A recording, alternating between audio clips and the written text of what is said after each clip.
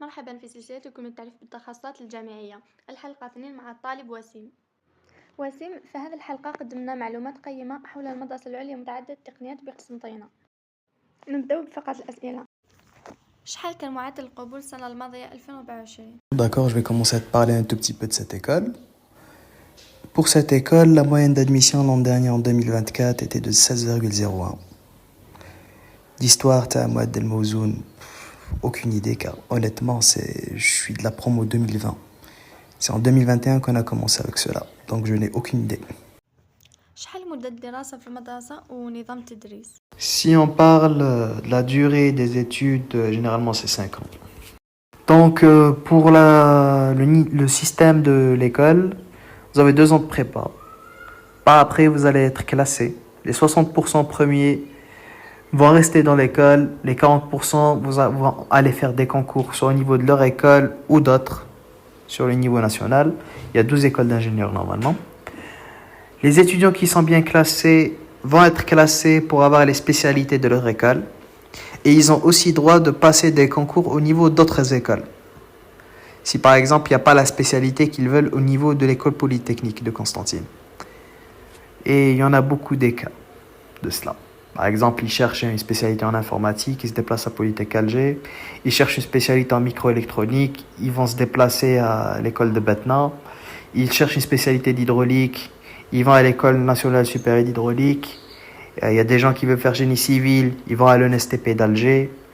Il y a beaucoup d'écoles et ils ont tous le même niveau. كيفاه كانت لا بريمير اني تاعك ولا ترانزيسيون من ليسي لافاك؟ Si on parle de la première année, on peut parler de plusieurs modules. Parmi eux, il y a des modules de mathématiques qui vont vraiment faire comprendre l'essence des mathématiques. Ça n'a rien à voir avec le lycée. On peut énoncer par exemple l'analyse et aussi l'algèbre. Si on parle de physique, généralement, il y a le module de physique. Il y a le module de chimie. Il y a d'autres modules complémentaires, par exemple l'informatique. Et aussi des modules de découverte qui vous permettent un tout petit peu de complémenter votre formation avec des notions d'économie, par exemple, comme le module d'économie, de sociologie, comme le module d'ingénierie humaine, et parmi tant d'autres. Pour moi, la transition de lycée vers université est assez souple. D'ailleurs, la meilleure moyenne de tout mon cursus, c'est au premier semestre des écoles, en prépa. Juste parce que j'ai été assez sérieux. J'ai pas lâché, j'ai pas pris du temps libre. C'est tout. Faut juste être sérieux. C'est pas vraiment difficile, ça demande pas vraiment beaucoup de sacrifices. Faut juste être sérieux dès le début, pas se donner à fond et pas ne rien donner. Faut être au juste milieu. اللغة اللي تقراو بها إذا تقدر تكون عائق للطالب؟ À partir de l'an prochain, normalement, ils vont commencer à enseigner purement en anglais. Mais ça veut pas dire que tous les étudiants vont vraiment juste parler anglais au niveau de la classe, puisque les professeurs, on va dire, ils sont vraiment cool dans ce cas-là. Ils vous parlent un tout petit peu avec la Delja. قبل ما تدخل ليكول هذه لازم تكون عندك قاعدة مليحة في الرياضيات والفيزيك. Vous m'aviez posé la question sur est-ce qu'il faut avoir une certaine base en mathématiques et en physique pour entrer à cette école ou bien n'importe quelle école d'ingénieur. Moi, je dirais que non, puisque honnêtement, j'ai eu beaucoup de lacunes en mathématiques par rapport à ceux qui ont fait maths technique et maths LM. Mais ceci ne m'a pas empêché de réussir mon année. Donc tout est possible. Il ne faut pas vraiment avoir une bonne base en mathématiques. Il y a même des gens qui ne parlent pas un mot en français ou bien qui ne comprennent carrément pas le français et l'anglais. Et ils se sont retrouvés des majors de promo. Donc c'est pas ça qui dicte, on va dire, tes compétences à réussir ton année. Il ne faut juste pas abandonner et être sérieux. وشو هما السبيسياليتي اللي عندكم في ليكول؟ Si on parle de spécialité, on n'a pas seulement un diplôme de master, on a un double diplôme, un diplôme d'ingénieur d'État plus un diplôme de master. Les spécialités, en tout cas il y a 4 grandes filières, le génie mécanique, génie des procédés, génie électrique et génie des matériaux. Et chaque filière a ses spécialités. Par exemple, si on parle de mécanique, normalement il y en a 3.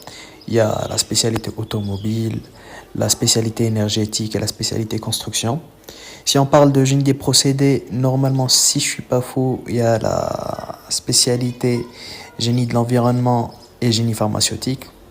Pour le génie électrique, il y a la spécialité automatique et électrotechnique. Et pour la spécialité matériaux, il y a la spécialité matériaux avancés et la spécialité photovoltaïque. Et chaque filière a ses spécialités. Par exemple, si on parle de mécanique, normalement il y en a 3. Il y a la spécialité automobile, la spécialité énergétique et la spécialité construction. Si on parle de génie des procédés, normalement, si je suis pas fou, il y a la spécialité génie de l'environnement et génie pharmaceutique. Pour le génie électrique, il y a la spécialité automatique et électrotechnique. Et pour la spécialité matériaux, il y a la spécialité matériaux avancés. Pour les spécialités, moi je vais te parler beaucoup plus de ma spécialité. Moi j'ai fait électrotechnique. Les avantages de cette spécialité au niveau de cette école, c'est par exemple les professeurs qui sont vraiment compétents. Généralement, ils nous enseignent avec un programme qui suit néanmoins la réglementation internationale. Et en même temps, ils s'y donnent à fond dans leur boulot. En même temps, si on parle de matériel pédagogique, vous aurez plein de travaux pratiques dans le domaine qui vous aideront vraiment par après dans votre carrière professionnelle. Et si on parle aussi du programme pédagogique, comme j'ai énoncé précédemment, issu, on va dire, un programme pédagogique d'une école française. Donc, vous avez vraiment les compétences pour aller à l'étranger. احكي لنا على آفاق العمل تاع هذه المدرسة وأسكو العمل مضمون بعد التخرج.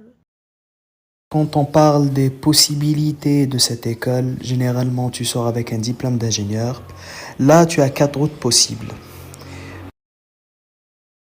Tu peux soit aller la route de l'ingénieur, et là tu essaieras de t'améliorer et devenir un directeur technique au niveau de l'entreprise. Sinon, tu peux être une personne qui s'intéresse beaucoup plus à la recherche.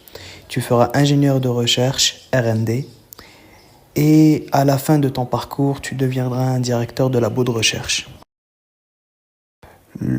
Pour la troisième possibilité, tu peux faire, on va dire, un changement de carrière où tu commences par avoir un diplôme d'ingénieur, puis tu fais quelques petites formations en ressources humaines et tu te retrouveras chargé de recrutement pour les ingénieurs et tout techniciens. Car c'est seulement une personne qui s'y connaît en technique qui puisse, on va dire, embaucher des gens dans le technique. Pour le boulot assuré, non, malheureusement, l'école polytechnique ne t'assure pas de boulot. Il n'y a pas de convention avec le ministère de l'enseignement supérieur pour cela, de n'importe quel ministère. Mais sinon, vu que les étudiants des écoles polytechniques sont très bien regardés, tu peux facilement trouver du boulot si tu te casses un tout petit peu la tête en cherchant. C'est facile, ça ne demande pas beaucoup de temps. Puisque sur un grand nombre des étudiants qui sont sortis de l'école, peu sont des chômeurs. Et généralement, les étudiants chômeurs, c'est les étudiants qui ne se sont vraiment pas cassés la tête à chercher du travail, ou bien qui choisissent vraiment les opportunités. Ils essaient de viser seulement les multinationales et ils se retrouvent à la fin au chômage. Puisque quand tu trouves un petit boulot, bien un boulot, on va dire, respectable dans une entreprise, tu le prends directement, tu ne te casses pas trop la tête. Et après, tu cherches à améliorer. Et non pas d'aller directement vers un boulot que tu cherches. C'est ça. تنصح الطلاب المقبلين على التوجيهات يخيروا هذا التخصص وإذا إيه على هذه المدرسة ماشي مدرسة أخرى؟ Pour l'école nationale polytechnique de Constantine, oui, je dirais que c'est un très bon choix pour un étudiant qui vise à faire une carrière technique. Certes, c'est difficile, mais ça demande un peu de travail. Et tu seras vraiment bien encadré par de profs qui ont vraiment de bonnes compétences dans le technique, qui se connaissent vraiment dans le domaine. Et tu te retrouveras facilement par après, surtout si tu commences à travailler. Et en même temps, l'environnement riche de cette école, que ce soit culturel, que ce soit scientifique, te permettra vraiment d'évoluer dans ta carrière, non seulement dans le côté professionnel, mais aussi dans le côté social. Pour la question de pourquoi cette école, pourquoi pas une autre, généralement je dirais que cette école a beaucoup de points positifs. En tout cas, c'est mon avis personnel, et ça restera personnel. L'un des points positifs de cette école est que son équipement est assez récent, vu que c'est une école assez récente qui est apparue seulement en 2014. Son équipe pédagogique est une équipe bien formée, qui s'y connaît vraiment dans le domaine, qui, la plupart, on peut enseigner et étudier à l'étranger. Et c'est pas seulement des petits pays, généralement on peut annoncer vraiment de grandes villes. Parmi eux, il y a des professeurs qui ont pu étudier et même enseigner à Manchester, généralement dans notre département. معلومات إضافية. Sinon, pour des informations complémentaires sur cette école, je peux dire avec fierté que notre école est celle qui est en train de guider le projet de l'université 4.0 au niveau de l'Algérie. Vous allez me dire, c'est quoi l'université 4.0? On va dire, c'est se déplacer vers le numérique. C'est décentraliser l'université. Et vraiment, c'est un très très beau point, que ce soit pour l'apprentissage ou la formation des étudiants. Ça va ouvrir beaucoup d'opportunités à l'international. Maintenant, il y a une autre information aussi pour les étudiants qui veulent aller à l'étranger, qui sont très intéressés par cela. Je dirais par exemple que les étudiants qui vont étudier au niveau des écoles ont un certain avantage par rapport aux étudiants qui étudient au niveau des universités, puisqu'ils ont plus de valeur au niveau international, car ils font la différence entre école et université. Ils vont pas aller voir le classement des universités des écoles, non. Ils vont voir l'accessibilité. Est-ce que l'école est plus simple à accéder que l'université ou non? C'est généralement ces points-là qui laissent l'école être plus intéressante. C'est pas la formation, mais l'accès. C'est comme l'histoire d'Harvard et MIT. MIT n'est pas, elle enseigne les mêmes modules qu'on est en train d'étudier à l'université ou à l'école. C'est la même chose, je vous jure. On étudie les mêmes thématiques, puisque la science ne change pas, elle est fixe. Que tu sois ici, en Colombie, aux États-Unis, en Angleterre, en France, en Russie, tu étudies la même chose. Donc, c'est l'accès qui va beaucoup plus dicter ta valeur.